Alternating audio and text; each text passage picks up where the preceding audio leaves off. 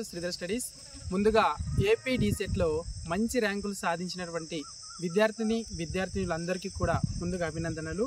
అదేవిధంగా వీడియో చూసిన ప్రతి ఒక్కరు కూడా వీడియోని లైక్ చేయండి. ఇంకా ఎవరైనా మన ఛానల్ కనుక సబ్స్క్రైబ్ చేయకుంటే తప్పకుండా సబ్స్క్రైబ్ చేసుకోండి.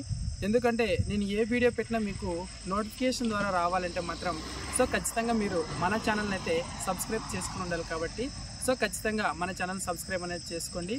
ఇక మనకు ఈ డీసెట్కి సంబంధించి మనం మాట్లాడుకున్నట్లయితే మీకు ర్యాంక్ కార్డు కూడా రావడం అనేది జరిగింది.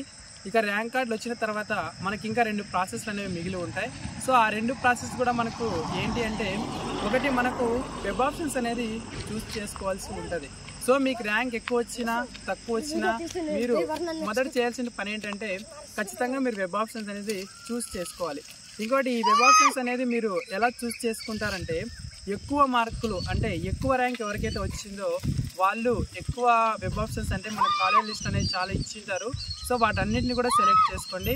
అలాగే తక్కువ ర్యాంక్ వచ్చిన వాళ్ళు నాకు తక్కువ ర్యాంక్ వచ్చింది, మంచి మార్కులు ఉన్నాయి, నాకు సీట్ వచ్చేస్తుంది అన్నట్టుగా కాకుండా మీరు కూడా ఈ పొరపాటు చేయకున్నట్ల అన్నీ మొత్తం ఏవైతే మనకు కాలేజెస్ లిస్ట్ ఉంటుందో మొత్తం అన్నీ కూడా పెట్టుకోవడానికి అయితే ట్రై చేయండి. ఎవరు కూడా నాకు ఎక్కువ మార్క్స్ ఉన్నాయి, నాకు తక్కువ ర్యాంక్ ఉందని చెప్పేసి తక్కువ కాలేజీ సెలెక్ట్ చేసుకుంటే కనుక ఇబ్బంది పడతారు.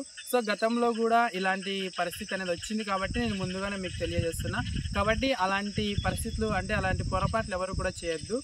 మీకు వెబ్ ఆప్షన్స్ అనేది ఎలా చూస్ చేసుకోవాలంటే, ర్యాంక్ ఎక్కువ వచ్చినా తక్కువ వచ్చినా ఒకేసారి మనం వెబ్ ఆప్షన్స్ అనేది సెలెక్ట్ చేసుకుంటాం. కాబట్టి అందరూ కూడా వీలైనన్ని ఎక్కువ వెబ్ ఆప్షన్స్ అంటే కాలేజ్ మనకు లిస్ట్ ఎన్నైతే ఉంటాయో వాటన్నింటిని కూడా సెలెక్ట్ చేసుకోండి.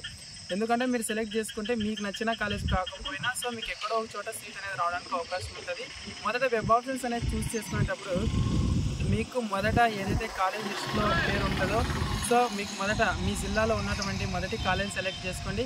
తర్వాత మీ పక్క జిల్లాను సెలెక్ట్ చేసుకోండి. తర్వాత మీకు నచ్చిన కాలేజెస్ మీ సరౌండింగ్లో ఏవైతే ఉంటాయో వాటన్నింటిని కూడా సెలెక్ట్ చేసుకోండి. ఈ విధంగా మీరు వెబ్ ఆప్షన్స్ అనేది సెలెక్ట్ చేసుకోవాల్సి ఉంటుంది. ఈ విధంగానే మీరు వెబ్ ఆప్షన్స్ అనేది ఖచ్చితంగా సెలెక్ట్ చేసుకోండి. ఎవరు కూడా 1, 2 మాత్రం సెలెక్ట్ చేసుకోవద్దు.